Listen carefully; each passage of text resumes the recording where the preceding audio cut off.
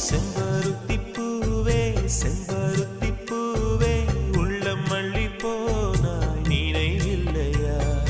கண்கள் அறியாமல் கனவுக்குள் வந்தாய் மனசுக்குள் நுழைந்தாய் நினைவில்லையா உன்னை சுற்றி சுற்றி வந்தே நினைவில்லையா